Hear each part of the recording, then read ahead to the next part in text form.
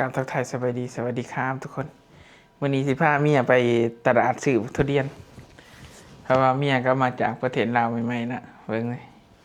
นั่นเดือนนั้นแล้วเบิดเนี่ยค่อยไหนลำเบิดเนี่ยค่อยเลยก็ได้เป็นไปดำนาเพิ่นได้ว่าสิได้กินบักทุเรียนเพราะอยู่ลาวเฮามันบ่ค่อยมีเนาะทุเรียนหมอนทองทั้งมีมันก็แพงเนาะแล้วก็มันบ่ได้มีแบบทุกพื้นที่บ่มันบ่ได้มีทุกพื้นที่นะทุกคนก็เลยว่า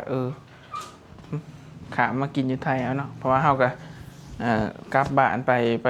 เบิ่งแม่บ่ค่อยสบายดอกแล้วก็ขามาเฮ็ดงานต่อเนาะหลังจากที่เพิ่นหายดีเนาะก็เลยขามาเฮ็ดงานต่อก็สิพากันไปตลาดไปซื้อทุเรียนเนาะวันนี้เฮาไปตลาดวัดประดูไซส์1เนาะตอนนี้ก็เป็นวันจันทร์นะทุกคนเป็นมื้อวันหยุดของเฮาตามเคยนั่นแหละเฮาก็สิไปตลาดเนาะไปเบิ่งกันว่า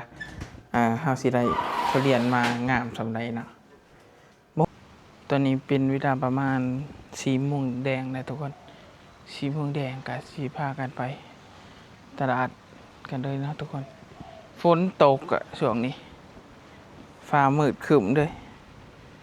เห็นบ่ทุกคนฟ้ามืดครึ้มฝนตก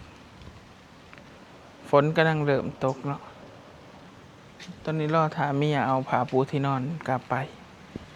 เก็บไว้เนาะเนื่องจากว่าผ้าปูที่นอนซักแล้วมันหลวมลงพื้นเนาะก็เลยฝนตกก็เลยเอาผ้าปูที่นอนไปเก็บก่อนเนาะไปเจอกันอยู่ตลาดนะทุกคน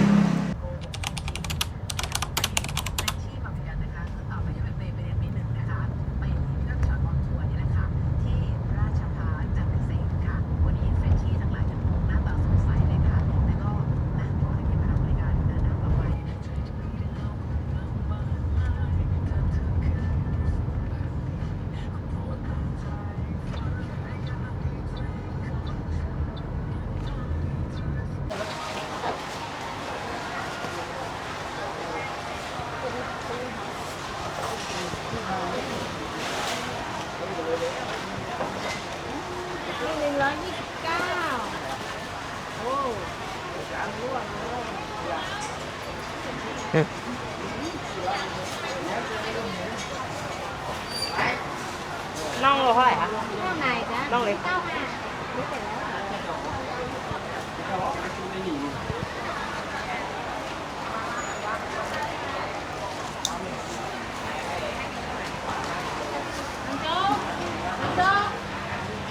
เอาให้ป้า64 อันนึงอ่ะเอาให้ป้า64 อันนึงนี่149นั่น100นี่กิโลให้หน่อยเอาปลาไว้ก่อนไหมเอาปลานิลด้วย ฝากไว้ก่อนก็ได้นะตัวจะได้ไม่ต้องเรายังจะพอเดินมากลับไม่ค่อยกลับเลยเอาไหมปลาเบนทำก้อยกระบอกไม่เอาเหนื่อยแล้วอยากข้ามปวดกันคอมันไม่ไว้วันหน้าก็ไหลมันกันใช้ตู้เย็น400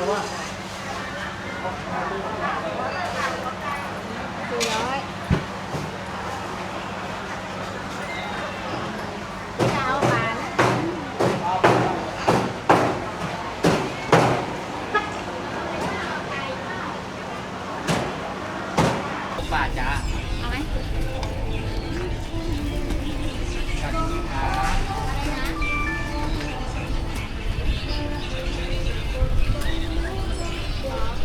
หลังจากที่ไปตลาดกลับมาได้นะทุกคนเอากะซื้อของมาเพียบเลยเบิดเงินไปประมาณ